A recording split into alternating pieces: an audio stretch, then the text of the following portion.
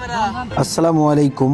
বালু উত্তোলনের ভিডিও করতে গেলেই প্রথমে বাধা দেওয়া হয়। আমরা বর্তমানে রংপুর সিটি কর্পোরেশনের 10 ও 11 নং ওয়ার্ডের প্রবেশদ্বারে ক্যান্টনমেন্ট সংলগ্ন সড়কে অবস্থান করছি। এই সড়কটি অত্যন্ত গুরুত্বপূর্ণ, কারণ প্রতিদিন হাজার হাজার মানুষ এই পথ দিয়ে যাতায়াত করে। সম্প্রতি লক্ষ্য করা যাচ্ছে যে ঘাঘট নদী থেকে বালু উত্তোলন করে ক্যান্টনমেন্টের পুকুর ভরাটের কাজ চলছে।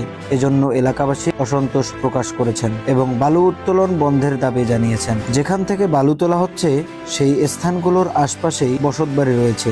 এতে করে নদীর তীর ভাঙনের ঝুঁকি বাড়ছে এবং তাদের বসতভিটা হুমকির মুখে পড়ছে। তারা মনে করছেন, এভাবে নিয়মিত বালু উত্তোলন চলতে থাকলে ভবিষ্যতে বড় ধরনের পরিবেশগত বিপর্যয় দেখা দিতে পারে। ক্যান্টনমেন্টকে ঘিরে এপারের মানুষের অনেক প্রত্যাশা ছিল, উন্নয়ন, সুযোগ সুবিধা আর জীবনের মানোন্নয়নের এক নতুন সম্ভাবনা। কিন্তু বাস্তবতা যেন একেবারেই ভিন্ন। 10 এবং 11 নং ওয়ার্ডের মানুষের সেই স্বপ্নের সঙ্গে তাল মেলাতে পারেনি। দীর্ঘদিন পার হয়ে গেলেও এপারে দৃশ্যমান তেমন কোনো উন্নয়ন হয়নি। রাস্তাঘাট, অবকাঠামো কিংবা অর্থনৈতিক কর্মকাণ্ড সবকিছুতেই যেন প্রত্যাশা আর প্রাপ্তির মধ্যে রয়ে গেছে বিস্তর ফারাক। এই ব্যবধান ধীরে ধীরে মানুষের মনে এক ধরনের হতাশা আর ক্ষোভের জন্ম দিয়েছে। ক্যান্টনমেন্টকে কেন্দ্র করে যে আশার আলো উজ্জ্বলিত হয়েছিল তা যেন সময়ের সাথে সাথে ম্লান হয়ে গেছে। ফলে এখানকার সাধারণ মানুষের মধ্যে ক্যান্টনমেন্ট নিয়ে এক প্রকার নীরব অসন্তোষ তৈরি হয়েছে, যা কেবল উন্নয়নের অভাব নয়, অপূর্ণ প্রত্যাশারই প্রতিফলন।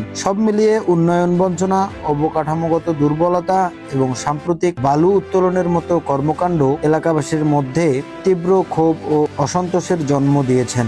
আমরা দ্রুতই এই সমস্যাগুলোর সমাধান এবং পরিকল্পিত উন্নয়ন কার্যক্রম বাস্তবায়নের দাবি জানাচ্ছি।